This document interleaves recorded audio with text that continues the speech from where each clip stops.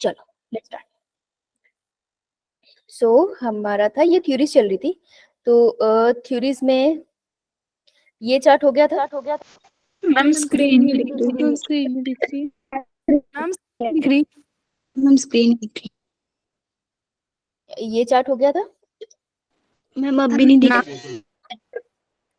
यो ma'am हो चुका।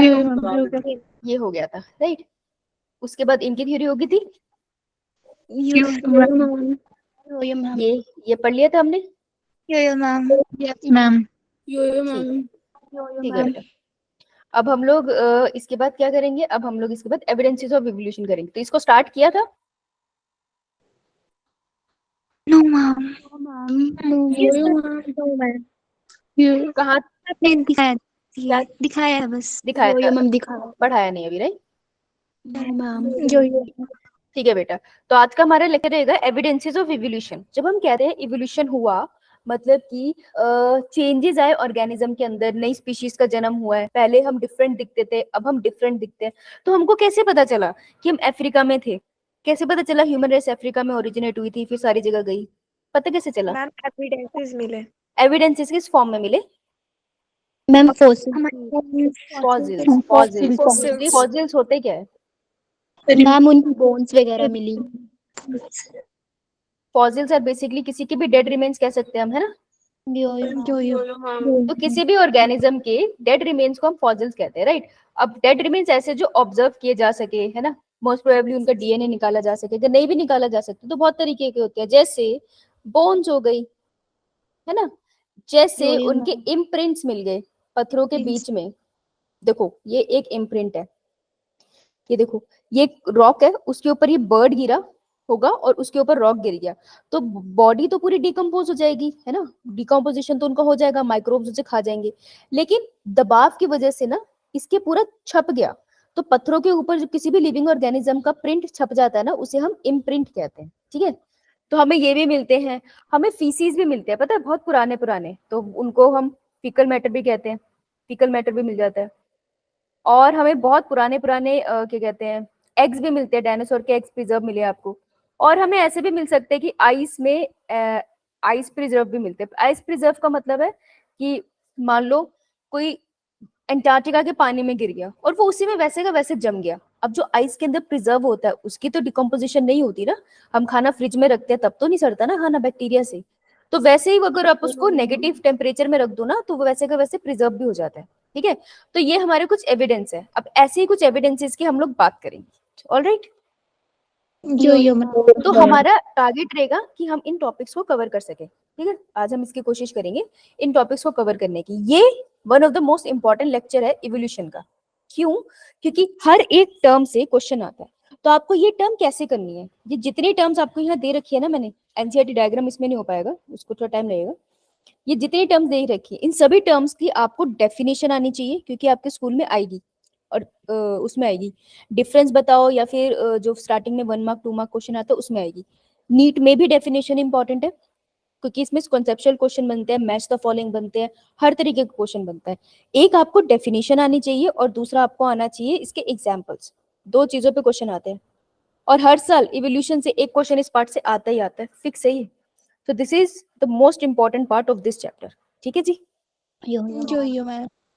और कोई भी एंट्रेंस देने जाओगे ना, अगर उसमें इवोल्यूशन आ रहा है आएगा, ओके। मैम नाउ स्टार्ट करते हैं।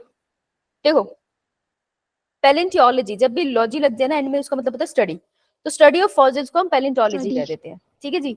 अब ना दो टर्म्स होते हैं, एक होता है कनेक्टिंग लिंक और एक होता है मिसिंग लिंक, ठीक है। मिसिंग का क्या मतलब होगा? मैम जो मिस हो जाएगा। हाँ जो मिस हो गया, अब है नहीं वो। मिसिंग लिंक, सही बात है, सही बोल रही हूँ। तो खुश हो गए बोल रही जो मिस हो गया मैं घर से बाहर निकली, मेरा दिमाग घर पे मिस हो गया है ना। सो कनेक्टिंग लिंक और मिसिंग लिंक है। बेटा माइक बंद कर दे भगवान के लिए, नहीं तो तुम पढ़ा लो।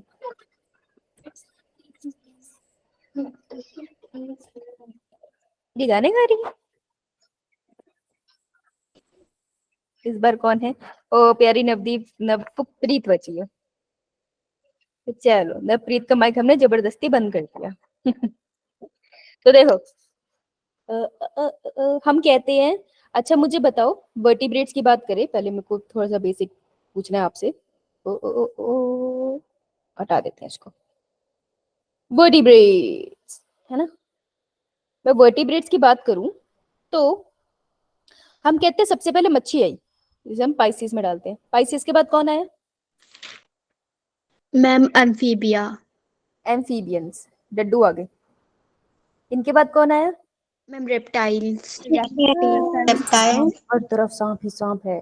रेप्टाइल से एक ब्रांच में जन्म लिया, एक ब्रांच का मतलब है कि रेप्टाइल से आगे आगे एक एप्स, जिनको हम कहते हैं पंछी, और एक ही ब्रांच ने जन्म लिया मैमल, है ना जी, ऐसे ही बढ़ते हैं। तो ऐसा लगता है तुम्हें कि एक मच्छी होगी? अच्छा मुझे इमेजिन करके बताना कि तुमको क्या ऐसा लगता है कि एक मच्छी होगी, एक दिन उसने देखा कि अरे अरे अरे देखो लैंड पे कितने सारे पेड़ है, चलो मैं चलती हूँ, और वो सडनली डड्डू में चेंज हो गई, ऐसा हुआ होगा? No ma'am. No ma'am. No ma'am. This is the best frog I can. ये तो चूहा जैसा बन गया। हाँ ऐसा तो नहीं हुआ, ये तो सच्ची चूहा बन गया, अरे मुझे चूहा बनाना आता है, नाइस। तो ऐसा तो नहीं हुआ होगा, यानी कि पहले मच्छी धीरे धीरे मॉडिफाई हुई होगी, पहले मच्छी के अपने फिन्स थे, फिर धीरे धीरे एक टाइम आया होगा कि उसके फिन्स लॉब में चेंज हो गए, बाजू। देखो सबसे इंपॉर्टेंट क्या है, अगर उसको लैंड पे आना है पानी से तो वो कैसे आएगी, किसकी जरूरत है उसको? मैम पैरों की। हाँ हाथों पैरों की, है ना। अब मच्छी में सडनली टांगे आ गई तो दिक्कत हो जाएगी ना, तो उसके फिन्स में सबसे पहले लोब आया, दिस इज लोब।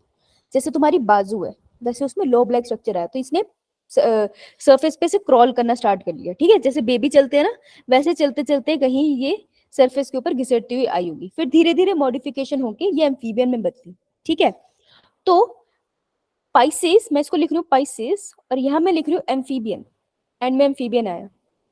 तो 5 से एम्फीबियन बनने के बीच में कोई और स्ट्रक्चर भी तो बना होगा ना, तो वो जो बीच में बना हुआ ऑर्गेनिज्म है ना, हम उसको कहते हैं लिंक, वो एक लिंक है, ठीक है। तो दैट इज अ लिंक, इन दोनों को कनेक्ट करने वाला लिंक। अब अगर वो अभी 2023 में मुझे नेचर में कहीं दिखता है, सच में दिखते हैं कुछ लिंक्स, तो अगर मुझे अभी भी वो नेचर में जिंदा मिलता है किसी वाटर बॉडी के अंदर, क्योंकि वाटर बॉडी में ही होगा, पाइसिस और एम्फीबियन के बीच में आता है, तो अगर मुझे दुनिया में कहीं पे भी अभी जिंदा मिलता है वो, तो मैं उसको कहूंगी that this is a connecting link, ठीक है। कनेक्टिंग लिंक इन समथिंग जो अलाइव है, जिंदा है, ओके जी। जो मैम। यो मैम। और अगर मुझे ये मच्छी कहीं नहीं मिलती है दुनिया में, तो मैं इसको कहूंगी that it is a missing link, कि मुझे इसके पास फॉसिल मिले हैं, ठीक है, so it is a dead now. समझ आई बात? यो यो मैम। ठीक है, सो दिस इज अ लिंक का कॉन्सेप्ट, समझ आ गया आप लोगों को? यो मैम। हर हर हर हर ग्रुप को जोड़ने वाले कोई लिंक है, और बहुत सारे लिंक्स हैं, लेकिन आपको दो याद रखने हैं, ठीक है, आपको सिर्फ दो को याद रखना है। एक है पाइसिस और एम्फीबियन के बीच का लिंक, तो पाइसिस और एम्फीबियन के बीच का जो लिंक है that is known as lobed fishes, और इनका एक एग्जांपल है। अच्छा मेरे को बताओ, ये जिंदा है, मतलब ये ना साउथ अफ्रीका में मिली भी थी, तो क्या बोलूं मैं, इसे मिसिंग लिंक या कलेक्टिंग? तो इनके बीच का जो लिंक है कनेक्टिंग लिंक है, ये मैंने तुमको बता दिया। क्वेश्चन आएगा कनेक्टिंग लिंक का एग्जांपल, तो इस मच्छी का नाम है सीलोकेंथ, सी ओ इसमें साइलेंट होता है, सीलोकेंथ, ठीक है जी, क्लियर? यो मैम। मैं तुमको इसकी पिक्चर दिखाती हूँ, देखो सीलोकेंथ इज ए कनेक्टिंग लिंक, इसकी फिन्स के साथ आर्म्स होती है, अगर मैं आपको यहाँ से दिखाऊं ना, ध्यान से देखना, देखो ये इसके फिन्स है, और इसमें आपको ये वाला रीजन दिख रहा है, दिस इज द लोब। तो कुछ ऐसे हम मानते हैं कि इसमें और डेवलपमेंट हुई होगी, फाइनली एम्फीबियन का जन्म होगा, राइट? ऑलराइट, चलो अब हम करते हैं मिसिंग लिंक। मिसिंग लिंक पे बहुत क्वेश्चन आते हैं, सिलोकेंथ पे भी आता है, मिसिंग लिंक पे बहुत क्वेश्चन आते हैं। तो एक मिसिंग लिंक है कौन सी ब्रांच के बीच में, इट इज बिटवीन रेप्टाइल्स, कि रेप्टाइल से कुछ डायनासोर्स थे, डायनासोर की प्रजाति में कुछ मॉडिफाई हुए, और उन्होंने फाइनली जन्म दे दिया एव्स को। तो एव्स और रेप्टाइल के बीच में जो कनेक्शन आया उसके फीचर कैसे होंगे, रेप्टाइल जैसे एव जैसे? मैम दोनों जैसे। हाँ, जब भी कोई लिंक होता है ना उसके फीचर दोनों जैसे, यानी कि सीलोकेंथ के फीचर थोड़े से मछली जैसे भी है और थोड़े से एम्फीबियन जैसे भी है, वैसे ही जो यहाँ पर लिंक आने वाला है ना वो अब डेड है, सो that is a missing link. और उसके फीचर थोड़े रेप्टाइल्स जैसे भी है और एव जैसे भी है, और इसका एग्जाम्पल है हमारे पास आर्कियोपेटेरिक्स, आर्कियोपेटेरिक्स, ठीक है। Yo-yo, ma'am. Yo-yo, ma'am. ठीक है, चलो मैं तुम्हें दिखाती हूँ। तो this is an imprint of archaeopteryx, तो ये किसी पत्थर पे इम्प्रिंट मिला है, बहुत अच्छे से इसका फॉसिल प्रिजर्व है। कोलकाता में एक म्यूजियम है बहुत बड़ा, वहां पर आपको इसका प्रिजर्व मिल जाएगा। आप एंटर करते हो ना म्यूजियम में, तो जहाँ पे उन्होंने जोलॉजिकल डिपार्टमेंट बना रखा है ना, वहाँ पे सबसे पहले वेलकम पे इसकी इनकी फोटो लगी है, जहाँ पे डायनासोर रखे हैं। बहुत कूल था ये, बहुत बहुत अच्छे से इम्प्रिंट लगा है। मतलब आप इफ यू टच इट ना, यू कैन एक्चुअली फील कि यहाँ पे बर्ड्स के विंग होंगे, आपको ये कट्स फील होते हैं। तो अगर आप कभी कोलकाता जाओ तो जरूर देख के आना। सो ये इसका सर रहा होगा, ठीक है। और ऐसे हम इसमें देख सकते हैं कि इसकी बीक है यहाँ पर, है ना, Yo-yo, ma'am. और ये Yo-yo, इसकी ma'am. गर्दन रही होगी, ऐसे ट्विस्टेड सी हो चुकी है इस टाइम। और अगर आप ध्यान से देखेंगे तो ये इसके क्या रहे होंगे, Feather. विंग्स। विंग्स होता है पूरा स्ट्रक्चर, और जिससे वो बना होता है उसे फेदर कहते हैं, है ना। और अगर आप ध्यान से देखोगे तो इसके अंदर आपको उसके बोन्स मिल रही है, और यहाँ पे आपको उसके क्लॉज भी मिल रहे हैं। तो क्लॉज को आप एक्चुअली में देख सकते हो, बहुत अच्छे से मिलते हैं, राइट। नीचे उसकी पूरी बॉडी है और उसके अपने फीट्स है, राइट। ये इसकी पूंछ भी है यहाँ पे। So this is an archaeopteryx. अगर आप देखोगे ध्यान से तो देखो इसकी बैकबोन यार पूरी टेल तक एक्सटेंड हो रही है ना। अब Yo-yo, ma'am. क्वेश्चन क्या आता है, पहला क्वेश्चन आएगा कि सबसे पहला क्वेश्चन आएगा कि रेप्टाइल और बर्ड के बीच का जो लिंक है दैट इज मिसिंग और connecting. So we have a missing link, अब नहीं मिलता, नाम है उसका आर्कियोपेटेरिक्स। दूसरा क्वेश्चन आएगा आर्कियोपेटेरिक्स में रेप्टाइल वाले क्या फीचर है और बर्ड वाले क्या फीचर है, ठीक है। तो ये आपको क्वेश्चन आ सकता है, तो मुझे देख के बताओ, आपको मुझे पता है पिक्चर इतनी क्लियर नहीं होगी, लेकिन इसको देख के आपको क्या लगता है कि इसमें से कौन से फीचर बर्ड वाला है और कौन सा रेप्टाइल वाला है। तो ऐसे लिखो अपने Ma'am, कॉपी wings वाला. Wings. में, कॉपी लिखो, copy copy, bird and reptiles. एक करो चैट बॉक्स में लिखो, you have 2 minutes, bird and reptile के फीचर लिखो, फिर डिस्कस करेंगे।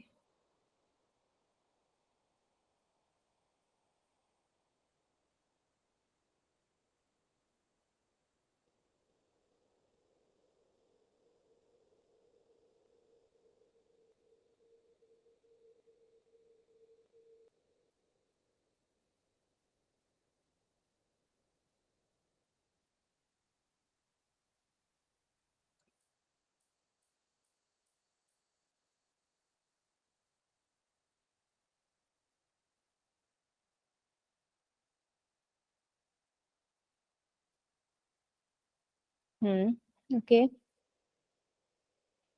चलो। विंग्स है बर्ड के, ठीक है। रेप्टाइल की टेल हो गई, ठीक है, ओके। बर्ड्स में भी टेल होती है बेटा। बीक है, हाँ, beak is also there, good good. इतने ही फीचर है जो दिखाई भी दे रहे हैं, सही बोल रहे हो तुम, गलत नहीं बोल रहे। तो मैं इसको ना रब कर देती हूँ ताकि आप जब इस नोट्स को देखो तो आपको अच्छे से दिख जाए आर्कियोपेटेरिक्स, है ना। Yo-yo, ma'am. चलो इसके फीचर्स को डिस्कस कर लेते हैं। देखो इसके पास इसकी जो बीक होती है ना, आपको इस पिक्चर में क्लियर नहीं होगा, लेकिन इसकी जो बीक है ना उसमें हड्डी होती है, सॉरी बोन्स होती है, और बीक्स में बर्ड्स की बोन नहीं होती। तो this is a reptilian character that they have teeth, ठीक है।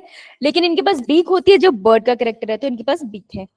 उसके अलावा skeleton like reptilian and non pneumatic bones, इनकी जो हड्डियां है ना वो खोखली नहीं होती, लेकिन बर्ड्स की जो हड्डियां होती है तो खोखली होती है ना। तो बर्ड वाला फीचर नहीं है इसमें, ये वाला इसका रेप्टिलियन फीचर है, ठीक है। Vertebral column extend up to tail, tail तक वर्टिबल कॉलम होना ये रेप्टिलियन फीचर है, इनके पास है। अब बर्ड वाला फीचर क्या है, बीक है, उसके विंग है और फिंगर्स है विथ क्लॉस, क्लॉस के साथ उनके पास फिंगर्स है। जैसे आपने देखा ना बर्ड वायर के ऊपर बैठ जाता है, किसी तार के ऊपर बैठ जाता है तो अपने क्लॉस से तो पकड़ते हैं उसे, तो ये इनके पास Yo-yo, ma'am. ठीक है।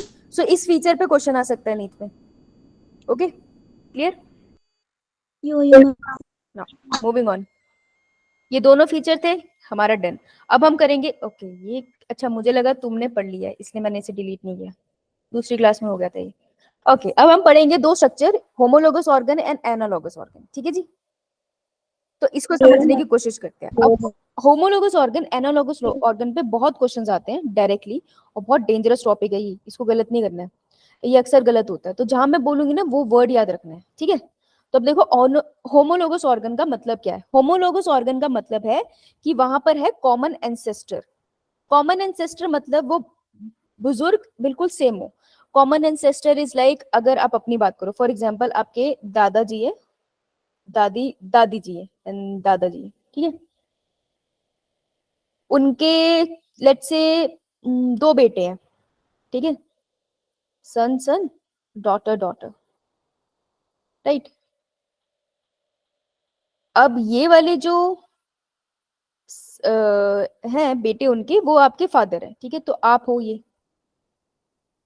राइट। ये इनके जो बच्चे हैं वो आपके कजन है, इनके जो बच्चे हैं वो आपके कजन है, ऐसे ही होगा ना, चाचा चाचा चाची। Yo, ma'am. अगर मैं बोलूं इनके एंसेस्टर सेम है, देखो मम्मी पापा तो सबके अलग है, लेकिन अगर हम पीछे जाए तो दादा दादी तो सेम है ना, तो दादा दादी यहाँ पे हमारे एंसेस्टर हो गए, ठीक है। तो सबके एंसेस्टर सेम है ना, सारे कजन्स के इंक्लूडिंग यू।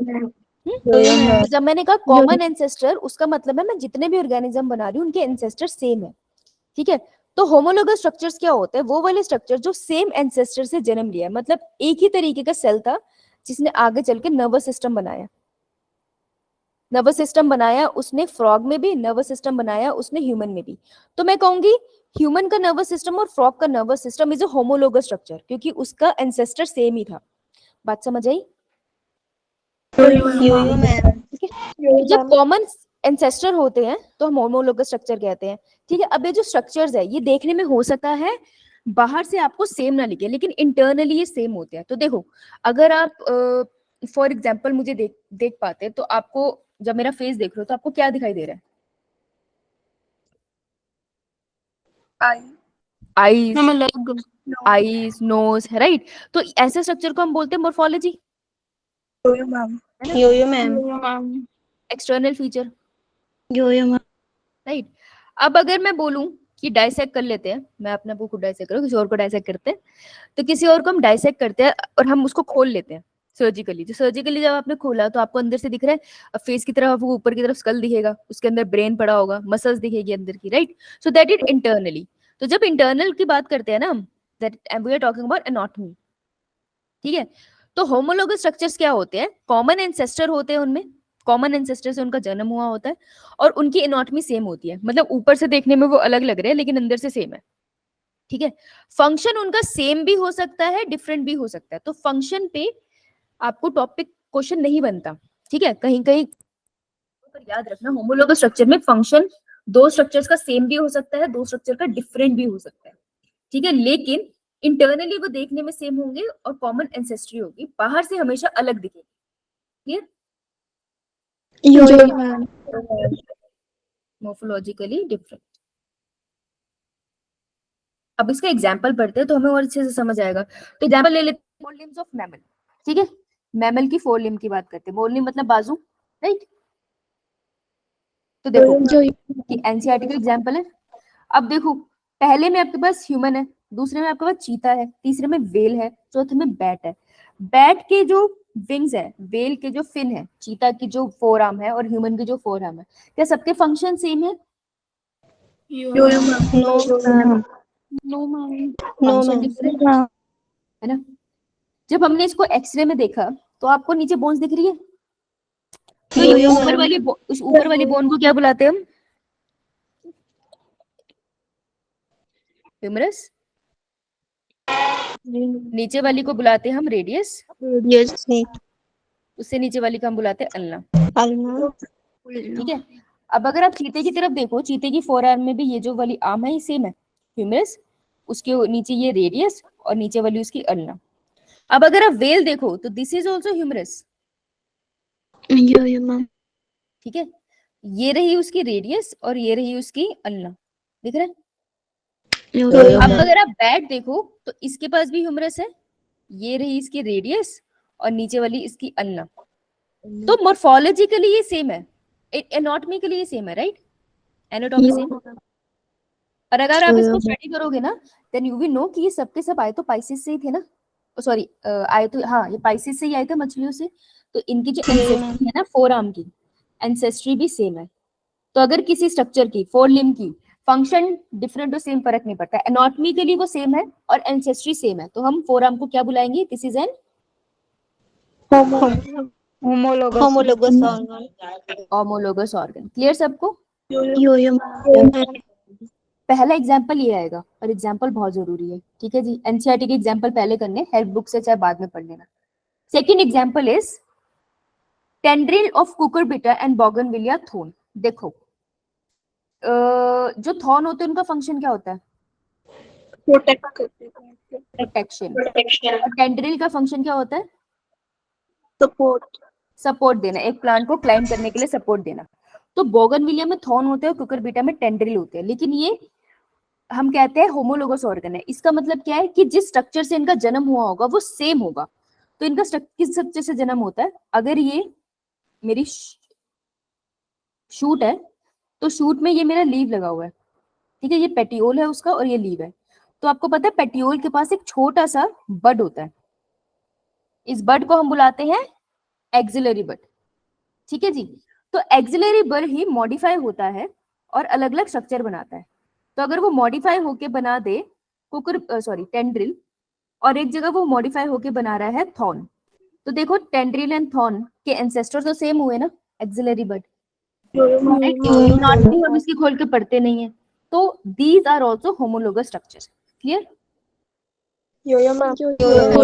याद रखना बीटी है ये, बोगनविलिया के साथ थॉर्न है। ये हमेशा कंफ्यूजन हो जाती है, कुकुरबिटा के साथ थॉर्न मत लगाते ना। तो ये दूसरा एग्जांपल है जो बहुत पूछा जाता है। Next is heart of vertebrate. जो वर्टिब्रेट्स होते हैं उनके दिल भी होमोलोगस ऑर्गन है। तो मुझे वर्टिब्रेट्स के बारे में बताना सबसे पहले कौन?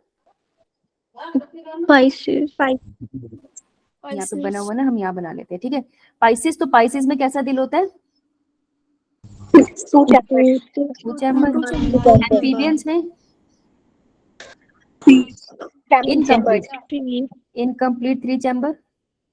रेप्टाइल्स में 3 चैम्बर। एक्सेप्शन क्या है इसकी? कैसा होता है? 4 chamber. और एव्स और मैमल्स में 4 chamber. तो ये सब के सब की एनाटॉमी सेम है अगर अंदर से देखोगे, ठीक है। ये सब के सब सेम स्ट्रक्चर से अराइज हुए हैं, so that means they are also Homologous. ये भी पंपिंग ऑफ ब्लड करते हैं, तो इस केस में फंक्शन सेम हो गया। लेकिन मैंने कहा ना फंक्शन सेम और डिफरेंट दोनों हो सकता है, राइट। आपको देखना क्या है? एंसेस्ट्री और एनाटॉमी, राइट। अब होमोलोगी इन जेनेटिक कोड भी होता है। होमोलोगी मतलब होमोलोगस नेचर, तो जेनेटिक कोड में भी होता है। कैसे? AUG है वो हमारा स्टार्ट कोडॉन है, वो हमारा मिथ्योनिन कोड करता है। तो इन ह्यूमन ये करता है कोड मिथ्योनिन के लिए। और ये सेम AUG अगर मैं बैक्टीरिया में भी देखूंगी ना, तो AUG मिथ्योनिन कोड करता है बैक्टीरिया। तो देखो ये सेम ही काम कर रहा है ना, तो सेम ही नाइट्रोजनस बेसिस से बना, लेकिन क्या किया इसने? अमीनो एसिड सेम बनाया, हाँ, राइट। तो इसीलिए this is also homologous. Brains of the vertebrate is also homologous. देखो ब्रेन हमारा और डेवलप हो गया, फंक्शनिंग अलग है, हमारा ज्यादा डेवलप है ना, किसी मछली का कम डेवलप है, लेकिन आया तो सेम न्यूरल सेल से है ना, तो इसलिए ये भी होमोलोगस स्ट्रक्चर है। क्लियर? चलो होमोलोगी क्लियर। अब हम एनालोगस पे चलते हैं। होमोलोगस का ऑपोजिट एनालोगस है, मतलब एनाटॉमी कैसी होगी? सेम या डिफरेंट? एनाटॉमी सेम, फंक्शन हमेशा सेम होता है। इनकी मोर्फोलॉजी कैसी होगी? Different. Morphology Ma'am, same. Same. मैंने कहा ना होमोलोगस के ऑपोजिट है, तो ना होमोलोगस जहां लिखोगे ना, अभी नोट्स जब बनाओगे आप क्लास के बाद, तो उसके सामने एनालोगस लिख लेना, ठीक है। ठीक है, तो इसकी मोर्फोलॉजी सेम है, मतलब देखने में सेम। अब एक बहुत प्यारा एग्जांपल है, wings of butterfly, bats and birds, right. अब अगर विंग्स ऑफ बटरफ्लाई देखोगे तो बटरफ्लाई के विंग्स यूज होते हैं फॉर Flying. बर्ड्स के है ना, बर्ड्स आते हैं एव्स में, बैट्स आते हैं किसमें? मैमल्स। और बटरफ्लाई किसमें आती है? Ma'am, arthropoda. इंसेक्ट्स, हाँ है ना, राइट। आर्थ्रोपोडा के अंदर आगे देखो सब अलग अलग है, तो इनकी कॉमन एंसेस्ट्री तो हो ही नहीं सकती ना। कॉमन एंसेस्टर से कैसे है? ये तो अलग अलग ग्रुप है। तो एंसेस्ट्री इनकी कॉमन नहीं है, लेकिन इनके स्ट्रक्चर देखने में भी सेम है, फंक्शन भी सेम कर रहा है, तो वो एनालॉगस ऑर्गन है। Similarly potato and sweet potato क्या करता है, ये स्टोर करता है किसे, Star. हाँ Starch. स्टार्च को, है ना। ठीक है, देखने में भी ऑलमोस्ट सेम है, लेकिन चलो सबसे इंपॉर्टेंट क्या, एंसेस्ट्री सेम नहीं है इसकी। क्यों? क्योंकि स्वीट पोटैटो किसकी मॉडिफिकेशन है, Root. मॉडिफाइड रूट, और potato Modified stem. Modified shoot, right. तो दिस इज ऑल्सो एनालॉगस। ये 2 क्वेश्चन आपके बनते हैं, क्लियर। Ma'am. ठीक है, अब देखो, अब आपको एक कॉन्सेप्ट आता है कि अगर कॉमन एंसेस्ट्री है, ये सब कॉमन एंसेस्टर है, अब ऑर्गेनिज्म रेडिए बाहर की तरफ जा रहे, देखो ये एक जगह रहते थे, सब कॉमन एंसेस्टर थे, लेकिन फिर कुछ ने सोचा मैं फ्लाई करूंगा, कुछ ने सोचा मैं पानी में चला जाऊंगा, कुछ ने सोचा मैं लैंड पे चला जाऊंगा, कुछ ने सोचा किसी और एनवायरनमेंट में चला जाऊंगा। तो सबके सब क्या हो गए, अगर सब कॉमन एंसेस्टर से दूर जाते हैं, किसी नई नई हैबिटेट में जाने लग जाते हैं, न्यू हैबिटेट में जाते हैं, तो हम एरो बार की तरफ लगाएंगे और हम इसे कहेंगे डाइवर्जेंट इवोल्यूशन। ठीक है, फॉर एग्जाम्पल डार्विन फिंचेस याद है आपको, डार्विन फिंचेस के जो कॉमन एंसेस्टर थे वो सीड ईटिंग थे, finches। फिर वो अलग अलग द्वीप में जाके अलग अलग टाइप की होगी ना, एक इंसेक्ट ईटिंग हो गई, एक दूसरी ईटिंग होगी। जब हैबिटेट बदलता है तो कॉमन एंसेस्टर से ऑर्गेनिज्म अलग चला जाता है ना, हैबिटेट बदल गया उसका, तो उसको देखने में भी तो वो बदल गया ना, अब उसकी बीक का साइज चेंज हो गया। तो इस टाइप की इवोल्यूशन को हम बोलते हैं डाइवर्जेंट इवोल्यूशन। समझ आया? Okay, ma'am. तो इस वाले बॉक्स में मैंने कॉमन एंसेस्टर लिखा है। अब देखो दूसरे में आओ, मैंने लिखा है कॉमन करेक्टर, एंसेस्टर नहीं बोला, करेक्टर। तो लोग अलग अलग हैबिटेट में रहते थे, मान लो सब अलग अलग हैबिटेट में रहते थे, लेकिन अब हम लोग सडनली सबके सब शिफ्ट हो गए हैं, हम सबके सब ह्यूमन पहाड़ों पे शिफ्ट हो गया। तब हमारा लाइफस्टाइल कैसा होगा, जैसे मुंबई में होता था, या जैसे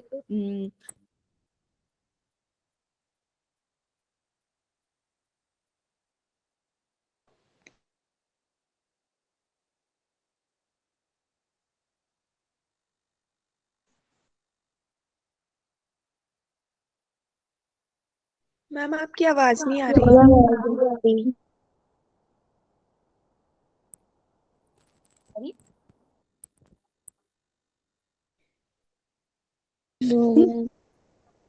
No, ma'am. Hello, am I audible now? Yes, ma'am. तो मेरा बेटा क्वेश्चन है कि पहले बेटा माइक बंद कर लें, हाँ, कि लोग केरला में रहते थे, जो पानी के पास रहते थे, तो वहां फिशिंग करते होंगे, ठीक है। कुछ लोग फॉर एग्जांपल कुछ लोग पंजाब में रहते हैं, तो नॉर्मल वो खेती बाड़ी वाला खाना खाते हैं, है ना, एग्रीकल्चर पे डिपेंडेंट है। अब सबके सब घूम फिर के हिमाचल शिफ्ट हो गए, ठीक है, सारे ह्यूमन हिमाचल चले गए। तो मुझे बताओ कि वो कैसे करेंगे, क्या वो फिशिंग कर पाएंगे? No, ma'am. पहाड़ी नहीं है वहां पे, है ना। जो पंजाब में खेती होती थी वो हिमाचल में तो होती नहीं होगी, तो क्या वो वाली खेती कर पाएंगे? No, ma'am. अब वो कैसे डेवलप हो जाएंगे, जहां वो शिफ्ट हो गए, है ना। तो जहां वो शिफ्ट हो गए वैसे ही उनका लाइफस्टाइल होगा, तो वो देखने में भी तो वैसे हो जाएंगे ना। अब उनका आरबीसी का नंबर बढ़ जाएगा, क्योंकि हिमाचल में आरबीसी का नंबर बढ़ जाता है, क्योंकि आप जब हाइट पे जाते हो ऑक्सीजन की कमी होती है, तो सबका आरबीसी का नंबर बढ़ जाता है, इसलिए हिमाचल में जाकर जनरली आपको लोगों में हीमोग्लोबिन ज्यादा मिलेगा as compare to other people. ठीक है जी, तो उनकी बॉडी भी डिफरेंट दिखाई देने लग जाएगी धीरे धीरे। तो जब डिफरेंट हैबिटेट से, ये हैबिटेट ए है, हैबिटेट बी है, हैबिटेट सी है, जब आप एक ही जगह आ जाओ तो कॉमन कैरेक्टर डेवलप होने स्टार्ट हो जाते हैं उस ऑर्गेनिज्म के अंदर। तो ऐसी वाली इवोल्यूशन को हम बोलते हैं कन्वर्जेंट इवोल्यूशन। कन्वर्जेंट इवोल्यूशन तो आपको याद कैसे रहेगा, ये 2 गोलों से, जब मैं इस सर्कल से बाहर की तरफ भेज रही हूँ एरो, इसका मतलब है ऑर्गेनिज्म का कॉमन एंसेस्टर था, अब वो कहीं कहीं जाके रहने लग गया। मतलब बच्चा इंडिया में रहता था पहले, लेकिन अब वो एक कनाडा में जाके पढ़ रहा है, एक ऑस्ट्रेलिया में जाके पढ़ रहा है, तो डाइवर्ट हो गए। जैसे सन की रेज होती है ना, रेडिएशन डाइवर्जन होती है ना, वो सन के सेंटर से निकल के बाहर को जाती है, तो डाइवर्जेंट इवोल्यूशन होगी। कन्वर्जेंट का मतलब है कन्वर्ट हो जाना, मतलब बिल्कुल सेंटर में आ जाना। तो डिफरेंट डिफरेंट जगह से, जैसे कनाडा से, ऑस्ट्रेलिया से सब डॉक्टर बन गए और अब सबके सब इंडिया आ गए, इंडिया में सर्व करने के लिए। तो इसको हम कहेंगे कन्वर्जेंट इवोल्यूशन, कि वो सेंटर की तरफ आ रहे हैं, कॉमन कैरेक्टर की तरफ। तो जिनमें कन्वर्जेंट इवोल्यूशन होगी उनमें आपको मिलेंगे कैसे स्ट्रक्चर मिलेंगे, होमोलोगस या analogous? Homologous. Homologous.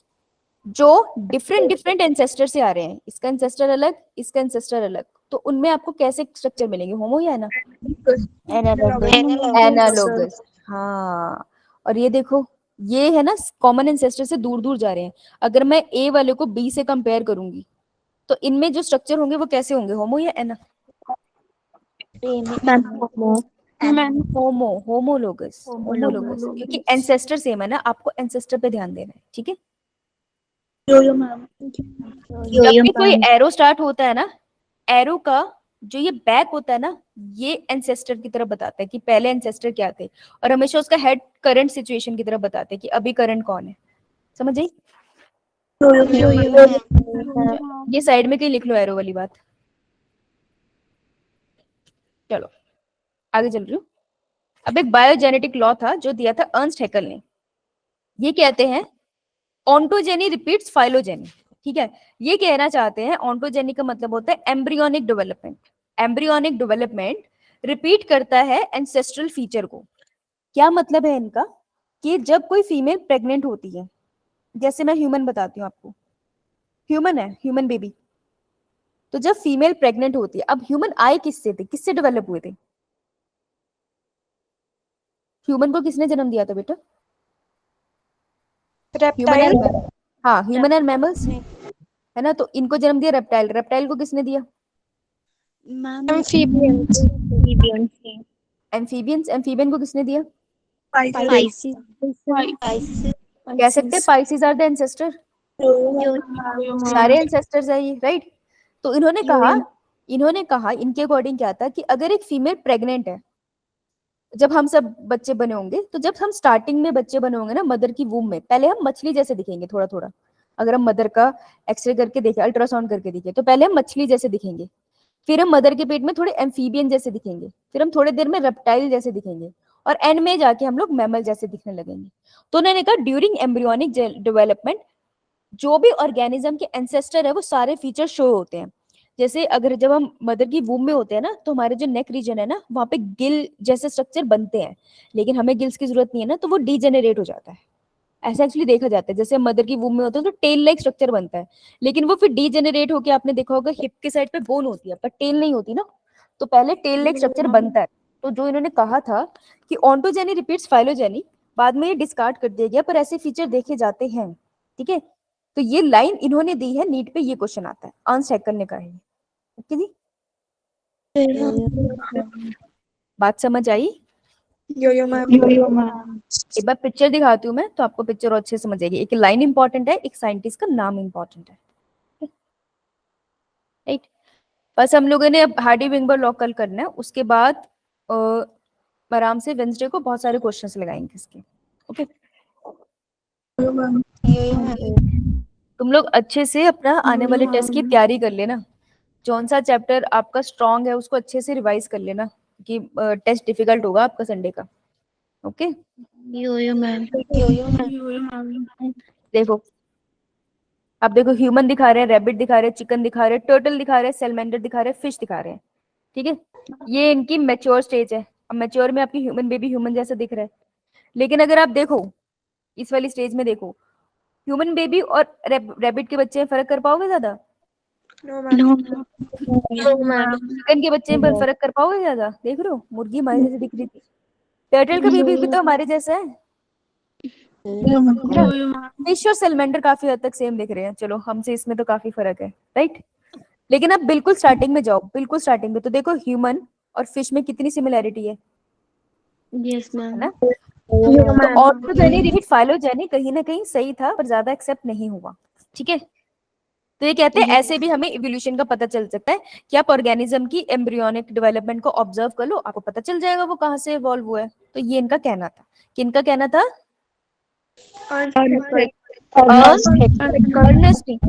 Ernst Hückel. इन्होंने इकोलॉजी में भी बहुत कुछ कहा है, तो अभी हम इनको याद रखेंगे, इनके बारे में हम और पढ़ेंगे। अब बायोजेनेटिक लॉ को रिफ्यूट कर दिया था, मतलब डिसरिगार्ड कर दिया था, अर्नस्ट वॉर बेयर ने।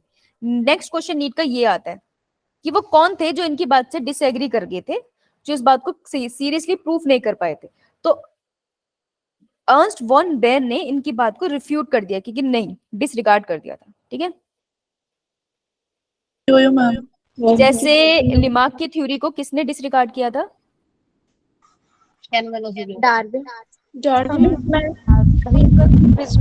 अगस्त विजमैन, जो पहले उसने बोला था, बिल्कुल सही बोला था, शाबाश। और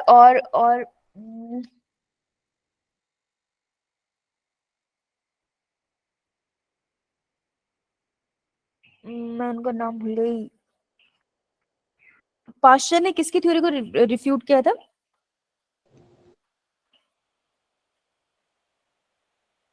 जो कहते थे, मैं साइंटिस्ट का नाम भूल गई, जो कहते थे डर्टी कपड़े से खाने से नए ऑर्गेनिज्म का जन्म हो जाता है। क्या नाम था, किसी को नहीं याद? मैम फिर से रिपीट करना। एक साइंटिस्ट नहीं थे जिन्होंने कहा था कि डर्टी कपड़ों पे अगर मैं ग्रेन रखूंगा तो उससे नई लाइफ का जन्म होगा, फिर पाश्चर ने आके उसे डिसरिगार्ड कर दिया। तो उन साइंटिस्ट का नाम क्या था? हाँ मैम पोज नहीं। हाँ, नहीं याद मुझे, मेरे को साइंटिस्ट का नाम नहीं। नहीं, अगस्त विजमैन नहीं था वो साइंटिस्ट का नाम नहीं आता ना, कोई बात नहीं, चलो थोड़ी देर में। अच्छा जी, अब आता है द एवोल्यूशन का एक जो प्रूफ है, वो हमने इंडस्ट्रियल मैनरिज्म में सीखा था। तो इंडस्ट्रियल मैनरिज्म इंग्लैंड का केस था, इसमें हमने मॉथ को स्टडी किया था, मॉथ का नाम था बिस्टन बिटुलेरिया। तो आपको याद है हमने नेचुरल सिलेक्शन में इसको पढ़ा था। तो बिस्टन बिटुलेरिया कौन सी टाइप ऑफ नेचुरल सिलेक्शन का एग्जाम्पल है? Raise your hand. Ma'am repeat करना। Biston betularia that is industrial melanism कौन सी टाइप की नेचुरल सिलेक्शन का एग्जाम्पल है? Raise your hand. ऑप्शन है आपकी स्टेबलाइजिंग, दूसरा है डायरेक्शनल, और तीसरा है डिसरप्टिव। Raise your hand. हाँ रिया बोलो। Ma'am directional. डायरेक्शनल सही बोल रही है ये विशाल? यो यो मैम। हाँ बिल्कुल सही बोले, शाबाश रिया। बस रिया ने पढ़ा था और विशाल ने पढ़ा था। यो यो मैम। तो इंडस्ट्रियल मैनरिज्म का केस मैंने आपको बताया था कि इंडस्ट्रियल मैनरिज्म मतलब इंग्लैंड में इंडस्ट्रीज आने से पहले बाघ व्हाइट कलर की थी तो व्हाइट मॉथ सर्वाइव करते थे, इंडस्ट्री आने के बाद डार्क कलर की हो गई थी तो डार्क मॉथ सर्वाइव करते थे, राइट। तो इससे इसको स्टडी करके भी हमें पता चला कि जो इवोल्यूशन है, मतलब हमने जब उसके इस पूरे केस को स्टडी किया तो हमको पता चला कि इवोल्यूशन का एविडेंस है कि जैसे जैसे एनवायरनमेंट बढ़ा ऑर्गेनिज्म में इवोल्यूशन हुई है, राइट। यो यो मैम। अब आर्टिफिशियल सिलेक्शन क्या है? आर्टिफिशियल सिलेक्शन क्या है? ह्यूमन इंटरफेरेंस है इसमें। जैसे यो यो मैम। पहले हमें वाइल्ड कैबेज मिलता था, फिर वाइल्ड कैबेज के बहुत सारे हाइब्रिड बनाए गए, तो अब आपको वाइल्ड कैबेज के अलावा क्या क्या मिलता है? वाइल्ड कैबेज के जो इसके ना बहुत सारे लैब में हाइब्रिड बनाए गए, किसी किसी वैरायटी से इसको रिप्रोड्यूस कराते रहे। जैसे आपको मेंडल का क्रॉस याद है, मेंडल टॉल प्लांट को डॉफ प्लांट से क्रॉस करा देता था नई जनरेशन लाने के लिए, वैसे वाइल्ड कैबेज को ना बहुत वैरायटी को क्रॉस कराते रहे। तो क्रॉस कराने से आपको बहुत मिले, जैसे ब्रोकली, तो ब्रोकली भी कैबेज फैमिली से बिलोंग करती है, और आपको मिले केल, राइट। तो जब ये देखो आपने नई वैरायटी को जन्म दे दिया, मतलब स्पीसिएशन हुई ना, यहाँ पे स्पीसिएशन हुई, लेकिन स्पीसिएशन नेचर ने नहीं की, हमने करवाई, तो हम इसको कहते हैं आर्टिफिशियल सिलेक्शन। जब स्पीसिएशन कॉज्ड बाय ह्यूमन। तो मुझे बताओ नेचुरल सिलेक्शन जल्दी होती है देर से as compare to artificial selection, किसको कम टाइम लगेगा? Ma'am natural. नहीं बेटा, natural selection millions of year ज्यादा टाइम नहीं। लगेगा। हाँ, artificial selection is a fast process, हम लैब में बना लेते हैं, हमें एग्जैक्टली पता है कौन से जीन चाहिए ना, हम बना लेते हैं, नेचर में तो चलता जा रहा है ना धीरे धीरे। तो ये फास्ट प्रोसेस है as compare to natural selection. ये क्वेश्चन बन सकता है नीट का, ये लिख लो, इसे कहते हैं कॉन्सेप्चुअल। हाँ मैम प्रीति बोल रही है चैट में कि वैन हेलमोंट थे जिन्होंने बोला था कि डर्टी क्लोथ से नई जनरेशन प्रोड्यूस होती है। बेन हेलमोट ने बोला था, हाँ। Thank you Preeti. ठीक है, तो फास्ट प्रोसेस है as compare to natural selection, ये मुझे लगता है क्वेश्चन बन सकता है कॉन्सेप्ट में। अभी तक तो देखा नहीं है मैंने, पर लगता है मुझे। तो लिख लेना, ठीक है जी। यो अब जो नेक्स्ट है वो इजी है। देखो कभी कभार आपने कभी न्यूज में सुना होगा कि कोई बच्चा पैदा हुआ है जो बिल्कुल बंदर जैसा दिख रहा है ना? कैसे बंदर जैसा दिख रहा है? उसकी बॉडी में बहुत बाल है, उसके पूरे फेस पे बाल है, सारी जगह बाल है। या आपने ऐसा सुना होगा केस कि बच्चा जो पैदा हुआ उसकी टेल थी, या आपने सुना होगा ऐसा केस कि किसी के पास गिल जैसे, नेक के पास गिल जैसे स्ट्रक्चर्स है। इसे हम कहते हैं एटाविज्म। एटाविज्म का मतलब है कि जो एंसेस्टर थे उनके कैरेक्टर रीअपियर हो गए करंट जनरेशन में। मतलब आज जो बच्चा पैदा हुआ है उसमें एंसेस्टर के कैरेक्टर दिखे। जैसे अगर हम फिशिस से आए हैं, उसके बाद एम्फीबियन से आए हैं, रेप्टाइल से आए हैं, तो यार इनके पास पूंछ होती थी ना एम्फीबियंस के पास, तो हो सकता है ना एम्फीबियन की जो पूंछ थी वो मेरे एंसेस्टर के पास थी, लेकिन जब मैं पैदा हुई तो मेरे पास भी टेल हो गई। बाई चांस मेरे पास टेल आ गई, वो किसी काम की नहीं है मेरे, लेकिन टेल आ गई ना, तो मैं कहूंगी कि ये एटाविज्म हुआ है, कि एंसेस्टर कैरेक्टर रीअपियर हो गए इन current generation. Clear?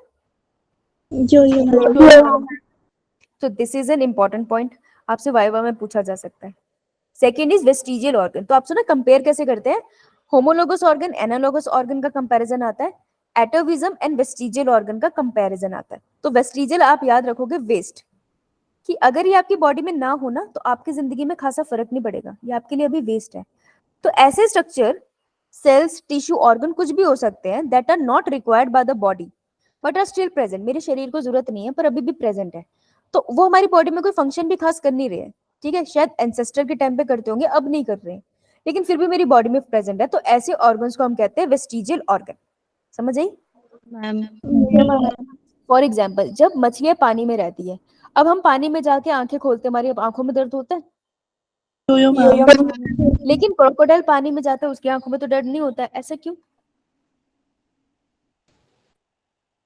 Question repeat करना।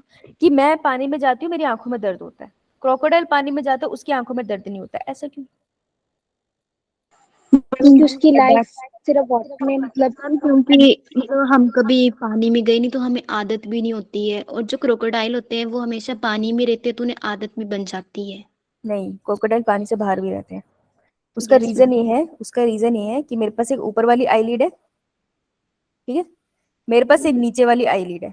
तो जैसे ये खुलेगी पानी सीधा मेरी आईज में चला जाएगा ना, तो मेरे को आंखों में दर्द होता है। लेकिन क्रोकोडाइल के पास एक ऊपर वाली आईलिड है, एक उसके बाद नीचे वाली आईलिड है, वो उसको खोलता बंद करता है तो हमें देख पाता है, ठीक है, ये बात तो सही है। लेकिन उसके पास एक और ट्रांसपेरेंट आईलिड होती है, यहाँ से निकलती है वो और उसकी आंखों को कवर करती है। तो जब भी वो पानी में जाता है ना, उसकी थर्ड आईलिड उसको कवर करती है, तो this is third eyelid, transparent होती है ये। तो ये इसको प्रोटेक्ट करती है फ्रॉम वाटर, तो उसकी आंखों में पानी जाता ही नहीं है, इसलिए उसको दर्द नहीं होता। समझ आई? इसको हम कहते हैं निक्टिटेटिंग मेम्ब्रेन, ठीक है, this is known as nictitating membrane. इसको तो पानी में जाना था, इसके लिए इसके पास निक्टिटेटिंग मेम्ब्रेन है, मुझे थोड़ी जाना है। तो हमारे पास निक्टिटेटिंग मेम्ब्रेन नहीं होती, लेकिन उसका एक अंश रह जाता है थर्ड आईलिड का। तो आपकी आईज के पास आपको ये छोटा सा मिलता होगा, है ना? This is a remnant of nictitating membrane, plica semilunaris उसकी मसल का नाम है, जरूरत नहीं है, तुम इसको लिख सकते हो निक्टिटेटिंग मेम्ब्रेन का बचा हुआ हिस्सा, ठीक है, किसी काम का नहीं है पर एंड में रह गया। क्लियर? यो मैम। जो मेल होते हैं वो तो बच्चे को दूध नहीं पिलाते ना, तो उनको तो निपल्स की जरूरत नहीं है, लेकिन फिर भी उनके पास निपल्स होती है। तो दिस इज ऑल्सो है, कैसा फीचर है ये हमारे पास? This is also an tonsils का ऐसा यूज नहीं होता हमारी बॉडी में, ठीक है, तो ये थोड़ा सा प्रोटेक्शन जरूर देता है इम्यूनिटी में, पर इसके बिना भी हमारी बॉडी में काफी इम्यूनिटी है। We don't need it, still it is present. Ear muscles, ear की जो मसल्स होती है उनका हमारे पास जैसे पिन्ना होता है, आपके पास क्या यूज है इसका? कुछ भी नहीं, हम तो डेकोरेशन करते हैं इसकी, यूज तो नहीं है ना, सर्वाइव कर जाओगे ना, सुनने में तो दिक्कत नहीं होगी ना। सो this is also vestigial organ. Appendix भी वेस्टिजियल ऑर्गन है। जब हम मानते हैं कि जब हम पहले थे ज्यादा वेज खाते थे ना, सिर्फ वेज ही खाते थे, तब हमें इसकी जरूरत होती थी, लेकिन अब हमें इसकी जरूरत नहीं है, तो अपेंडिक्स लोग निकाल भी लेते हैं तब भी बॉडी सही चलती है। विजडम टीथ, हमारे पहले विजडम टीथ नहीं होते थे, अब ओरिजिनेट हुए, तो विजडम टीथ के बिना भी हम चल सकते हैं, इसकी जरूरत नहीं है सच, ठीक है। So these are some of the example of vestigial organ. NCERT में जितने एग्जांपल है पहले वो करने हैं, उसके बाद हेल्प प्रीवियस ईयर में जो क्वेश्चन में एग्जांपल होंगे वो करने हैं। क्लियर? अब हम टर्म करेंगे एडेप्टिव रेडिएशन। एडेप्टिव रेडिएशन का क्या मतलब है? द प्रोसेस, देखो अडेप्ट करना और फिर रेडिएट कर जाना, उसको एडेप्टिव रेडिएशन बोलेंगे ना, कि the process of formation of new species from a single parent species. देखो एक सर्कल बनाया मैंने लिख दिया उसमें एंसेस्टर एक है। अब इस एक एंसेस्टर से एक ब्रांच ऑफ ऑर्गेनिज्म गई और किसी और जगह रहने लग गई, ठीक है, कहीं और दुनिया में चली गई, किसी और एनवायरनमेंट में चली गई, लेट से एयर में चली गई। एक और ब्रांच यहाँ से निकली, यह से वो वाटर में चली गई, और एक और ब्रांच यहाँ से निकली जो अभी भी लैंड पे रहती है। सबके एंसेस्टर सेम है, यो यो मैम। लेकिन इनमें फीचर अलग अलग डेवलप होने लग जाएंगे, है ना। यो मैम। तो ऐसी वाली इवोल्यूशन को मैं बोलती हूँ जो सेंटर से बाहर की तरफ जा रही है, कन्वर्जेंट या डाइवर्जेंट। कन्वर्जन। डाइवर्ट हो रही है, डाइवर्जेंट। बेटा कन्वर्ट मतलब सेंटर में आना। देख मुट्ठी खोल, मुट्ठी बंद, मुट्ठी जब खोलेगी तो उंगलियां बाहर को जा रही है, दैट इज कन्वर्जेंट। मुट्ठी जब बंद करेगी तो डाइवर्जेंट, सारी उंगलियां अंदर की तरफ डाइवर्ट हो रही है। तो this is a divergent evolution, right. Yo ma'am. अब देखो डाइवर्जेंट इवोल्यूशन है। अब इसी में इसका एक एग्जांपल हम कर सकते हैं मैमल का। जो एयर में पाया जाना मैमल है उसका एग्जांपल है बैट, पानी में मिलने वाले एग्जांपल है व्हेल, और लैंड पे मिलने वाले तो हम ही हो गए, ह्यूमन ले लेते हैं, राइट। तो हम डाइवर्जेंट इवोल्यूशन देखते हैं कि अलग अलग हैबिटेट में अलग अलग फीचर हम में आ गए। अब अडेप्टिव रेडिएशन का मतलब क्या है कि एक बड़े से लैंड पे आप इमेजिन करो कि ये सब कुछ उसी एरिया में हो रहा है। अगर एक बड़े से लैंड के ऊपर ये सब कुछ हो रहा है तो ऐसी वाली डाइवर्जेंट इवोल्यूशन को हम अडेप्टिव रेडिएशन कह देंगे। तो डाइवर्जेंट इवोल्यूशन बड़ा टर्म है, उसी के अंदर अडेप्टिव रेडिएशन आती है। तो फीचर सेम रहेगा कि कॉमन एंसेस्टर है लेकिन वो आसपास के लैंड पे फैल गया है, ठीक है। सो दिस इज अडेप्टिव रेडिएशन। तो अडेप्टिव रेडिएशन डाइवर्जेंट इवोल्यूशन एक दूसरे के साथ साथ है। कैसे याद रखोगे, देखो ABCD दिख रहा है आपको। यो मैम। तो एडेप्टिव रेडिएशन आपको किसके साथ दिख रहा है, डाइवर्जेंट इवोल्यूशन के साथ, ठीक है। अब 1 4 कैसे याद यो रखोगे। मैम।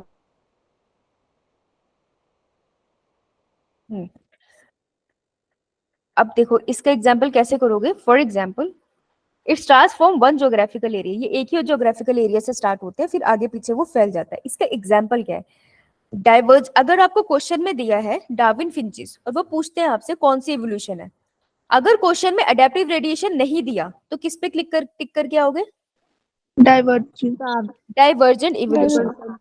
अगर आपको क्वेश्चन में डाइवर्जेंट इवोल्यूशन भी दिया है और अडेप्टिव रेडिएशन भी दिया है, किस पे क्लिक करोगे। हाँ, तो गैलोपेगस आइलैंड पे पहले सीड ईटिंग थे फिंचेस, फिर वो आसपास एरिया में चेंज हो गए। तो this is a Darwin finches is an example of adaptive radiation, एक ही ज्योग्राफिकल एरिया है। उसके अलावा मार्सुपियल इन ऑस्ट्रेलिया, मार्सुपियल का मतलब क्या होता है, जिनके पास पाउच हो अपने बच्चों के लिए, जैसे कि एग्जांपल कंगारू। हाँ कंगारू, कैंगरू, राइट। तो मार्सुपियल जो ऑस्ट्रेलिया में है ना वो भी डिफरेंट टाइप के होते हैं। वैसे प्लेसेंटल और यूथेरियन मैमल, यूथेरियन का मतलब प्लेसेंटा, ऐसे और मैमल जिनके पास प्लेसेंटा होता है, ठीक है। अगर आपको नहीं पता तो मैं बता देती हूँ कि जो, क्या बताऊँ, यहाँ बता देते हैं कि जो मैमल्स होते हैं ना उनकी 3 ब्रांचेस होती है आगे, ठीक है। एक होती है प्रोटोथेरिया, यो मैम।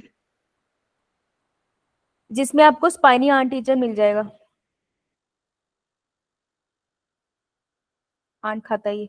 उसके बाद आते हैं हमारे पास मार्सुपियल्स, जिसमें आपको पाउच वाले ऑर्गेनिज्म मिलेंगे, पाउच है इनके पास बच्चा रखने के लिए।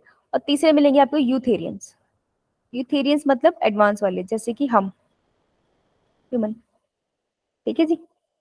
तो 3 ब्रांचेस होती है, इन सबके पास फीचर है, सब अपने बच्चों को दूध पिलाते हैं, सबकी बॉडी हेयरी होती है, लेकिन 3 ब्रांचेस में मैमल डिवाइड हो जाते हैं। क्लियर। यो मैम। वही यहाँ एग्जाम्पल है, ये तीनों एग्जाम्पल पे क्वेश्चन आता है, बहुत इंपॉर्टेंट है अडेप्टिव रेडिएशन। क्लियर। यो मैम। जो मैंने पीछे बोला वही है इसका। यस। अब आपको ये देख रहे हैं, ये वाली पिक्चर पेज नंबर कौन से पे है बताओ।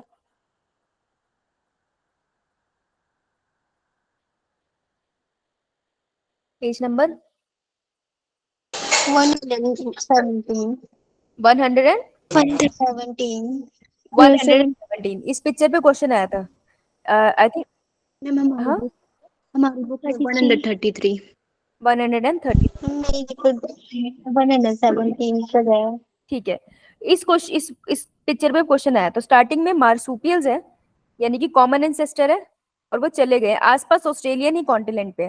तो अगर एक ही ज्योग्राफिकल रीजन में आसपास डेवलपमेंट हो गया कॉमन एंसेस्टर से, तो ये किस तरह की एवोल्यूशन होगी? Adaptation. Adaptive radiation. ठीक है, यो तो मैम. मार्सुपियल से टास्मेनिया वुल्फ का जन्म हुआ, टाइगर कैट का जन्म हुआ, बैंडिट आंट ईटर का जन्म हुआ, मार्सुपियल रैट का जन्म हुआ, कैंगरूज का हुआ, wombat, bandicoot, koala, marsupial mole, sugar glider. ये नाम आपको पता होने चाहिए कि ये सारे के सारे किसके हैं? मार्सुपियल के, वो जो अपने बच्चों को इसमें कैरी कर सकते हैं, राइट। यो मैम. राइट, अब उनमें डेवलपमेंट अलग होगी। जैसे शुगर ग्लाइडर, ये ग्लाइड कर सकता है एक ब्रांच से दूसरी ब्रांच में, तो इसके पास वो पाउच नहीं मिलेगा, लेकिन ये ग्लाइड कर सकता है। टैस्मेनियन वुल्फ के पास पाउच नहीं मिलेगा, लेकिन ये कॉमन एंसेस्टर मार्सुपियल से ही आया है। तो आपको एग्जांपल देके पूछ लेंगे which of the following belongs to marsupial, तो आपको पता होना चाहिए कि टाइगर कैट मार्सुपियल से बिलोंग करती है। क्लियर, तो ये आपको याद ही करना पड़ेगा। ओके, यो मैम. यो मैम. अब देखो कितना टाइम बचा है? 5 मिनट. 5 minutes. 5 मिनट में समझना थोड़ा सा मुश्किल है। अच्छा, यही बहुत क्वेश्चन है, चलो फिर तो समझना पड़ेगा। देखो, ये सिर्फ अंडरस्टैंडिंग के लिए, तो इसको आपको बुक में नहीं लिख के आना, ठीक है जी। लेकिन ये बहुत इंपॉर्टेंट पॉइंट है, एनसीईआरटी की एक लाइन है जो आपको तंग करती है, इसे समझने के बाद क्लियर हो जाएगी। ओके, तो मैं पढ़ रही हूँ, एक बार ध्यान से सुन लो, मैं नेक्स्ट लेक्चर में एक बार रिपीट कर दूंगी, ठीक है। Hello. Yo ma'am. When two different type of organism starts to live in a same environment, अगर दो डिफरेंट ऑर्गेनिज्म एक जैसे एनवायरनमेंट में रहते हैं, तो क्या वो एक जैसे दिखने लग जाएंगे थोड़ा थोड़ा? यो मैम. जैसे अगर वेल एक मैमल है और शार्क एक मछली है, जब दोनों पानी में लिखते हैं तो काफी हद तक सेम नहीं दिखने लग जाती? यो मैम. क्योंकि दोनों को पानी में रहना है, तो उनकी बॉडी में क्या चीजें कॉमन होगी? गिल्स. स्किल्स होना, है ना। उनके पास फिन्स होंगे स्विम करने के लिए, बॉडी स्लिमरी होगी, वी शेप होगी, right. Yo ma'am. So let's say some marsupial decided to arboreal and does some, they both have a similar arboreal life का मतलब ट्री. ट्री। तो कुछ मार्सुपियल ने डिसाइड किया कि वो पेड़ों पे रहेंगे, और कुछ मैमल ने भी डिसाइड किया कि वो पेड़ों पे रहेंगे, तो उनमें क्या दिखने लग जाएगा आपको? सिमिलैरिटी, उनमें आपको सिमिलैरिटी दिखने लगेगी, राइट। तो देखो, प्लेसेंटल जो मैमल्स है, ये बहुत इंपॉर्टेंट है, इसी पे क्वेश्चन आता है। आई थिंक आंट ईटर का पूछा था आपसे कि उसका कॉमन, उसके जैसा कौन है। तो देखो, प्लेसेंटल मैमल है, ये मैमल है, ये मार्सुपियल है, तो अलग टाइप के मैमल है, लेकिन सेम इन्वायरमेंट में रहते हैं। तो जब ये सेम इन्वायरमेंट में रहते हैं ना, तो ये एक जैसे दिखने लग जाते हैं। तो अगर मैं बोलूं, देखो एक गोला है, कॉमन एंसेस्टर से एक ऑर्गेनिज्म चला गया ट्री पे रहने के लिए, दूसरी साइड भी कॉमन एंसेस्टर से एक ऑर्गेनिज्म चला गया ट्री पे रहने के लिए, ऐसे हुआ। यो मैम. तो दोनों एक जगह रहने लग गए, तो इनमें एक जैसे फीचर आ गए। यो मैम. तो मुझे एक बात बताओ कि अगर मैं ऐसा, अब मैं इसका गोला अगर ऐसे बना दूं कि सेम फीचर है इसमें, और ऑर्गेनिज्म डिफरेंट एंसेस्टर से आ रहे हैं, तो इस तरह की इवोल्यूशन को हम क्या बोलते हैं? कन्वर्जेंट. Convergent evolution. तो अगर मैं बोलूं कि एक ही ज्योग्राफिकल, अब ये होना चाहिए ना, एक ही जंगल में होना चाहिए सब कुछ, तो अगर एक ही ज्योग्राफिकल एरिया में 2-3 एडेप्टिव रेडिएशन हो रही हो, तो वो एक जगह पे कन्वर्जेंट इवोल्यूशन कर सकती है ना। यो मैम. इसको मैं ऐसे भी लिख सकती हूँ कि अगर मैं बोलूं कि यहाँ पर एडेप्टिव रेडिएशन हो रही है, यहाँ पर एडेप्टिव रेडिएशन हो रही है, ठीक है, तो ये एडेप्टिव रेडिएशन, ये एडेप्टिव रेडिएशन, राइट, सब एक इन्वायरमेंट में जा रहे हैं। तो जहां पर ये इन्वायरमेंट, एक ही इन्वायरमेंट चले गए, एक ही इन्वायरमेंट के अंदर आ गए, तो यहाँ पर तो हमारे पास कन्वर्जेंट इवोल्यूशन होगी ना। बस एक ही ज्योग्राफिकल रीजन में होनी चाहिए, मतलब एक ही फॉरेस्ट की बात होनी चाहिए, राइट। ये बात सही है। तो आप ना अब एनसीईआरटी पढ़ना, आपको ये लाइन मिलेगी वहां पे, एडेप्टिव रेडिएशन और कन्वर्जेंट इवोल्यूशन में, आपको अब समझ आएगी। क्लियर? तो कल को तो ये यहाँ पर आपको क्या समझाने की कोशिश कर रहे हैं इफ आई पुट इट कि प्लेसेंटल मैमल जिस एनवायरनमेंट में रहते हैं वहां पे ही ऑस्ट्रेलियन मार्सूपियल लिखते हैं, तो वो एक दूसरे जैसे काफी हो गए हैं। जैसे कि जो प्लेसेंटल मोल है वो मार्सूपियल मोल जैसा है देखने में, हरकतों में। जो प्लेसेंटल आंट ईटर है वैसे ही मार्सूपियल आंट ईटर है जिसका नाम है नम्बेट। नीट क्वेश्चन कैसे पूछता है, mole is a placental marsupial और मैमल, या फिर आपसे वो ऐसा पूछ लेगा mole is a placental mammal which has organ similar to Australian marsupial mole, numbat marsupial mouse। तो आपको पता चलना चाहिए कि मोल के साथ मार्सूपियल मोल है। अब मोल मोल से तो याद रह जाएगा ये, है ना, यो मैम। ये माउस से माउस याद रह जाएगा आपको, राइट। जो याद नहीं रहेगा उस पर ध्यान देना, जैसे कि आंट ईटर और नम्बैट, ये दोनों पे ध्यान देना आपको। लेमर एंड स्पॉटेड कस्कस, इस पे ध्यान देना आपको। फ्लाइंग स्क्वायर एंड फेलेंजेस आपको याद रह जाएगी। वुल्फ एंड वुल्फ याद रहेगा आपको। बॉम्बेट एंड टेस्मेनियन कैट पे ध्यान देना है। तो ये जिस पे मैंने स्टार बनाया है ये कल याद कर कर आना, ठीक है। यो मैम। हाँ हिंदी बोलो, डाउट है, ठीक है। तो कल आप, अब ये मैंने जितनी भी आपको पिक्चर्स दिखाई पीछे, ये आपको कैसी वाली एवोल्यूशन शो कर रही है कि दो अलग अलग ओरिजिन, ध्यान से सुनो, दो अलग अलग एंसेस्टर के ऑर्गेनिज्म है लेकिन एक ही जगह पे आकर रहने लग गए हैं, तो कैसी इवोल्यूशन होगी, कन्वर्जेंट। कन्वर्जेंट। गुड, क्लियर सबको। यो मैम। चलो, और कन्वर्जन इवोल्यूशन के साथ हमने कौन सा टर्म याद किया था कि अगर मैं छोटे से रीजन में बोलूं एक ही एंसेस्टर से अलग ऑर्गेनिज्म निकल रहे हैं, दैट इज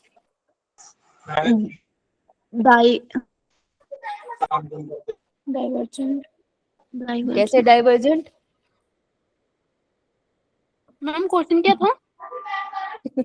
सुना है नहीं है अभी, डाइवर्जेंट इवोल्यूशन यहाँ नहीं बनता वो पंगे ले रही थी। मेरे को लगा बस। हाँ मेरे को लगा कन्वर्जेंट हो गया, डाइवर्जेंट बचा, वही होगा। मैम बता कुछ भी दो बोल अब। रही, अब नहीं बताऊंगी। मेरे को पता था, नहीं सुन रहे हो, मैंने जान के पूछा था। सुन रही। अच्छा है। ठीक है, अब कल कौन सा चैप्टर रिवाइज करके आओगे टेस्ट वाला?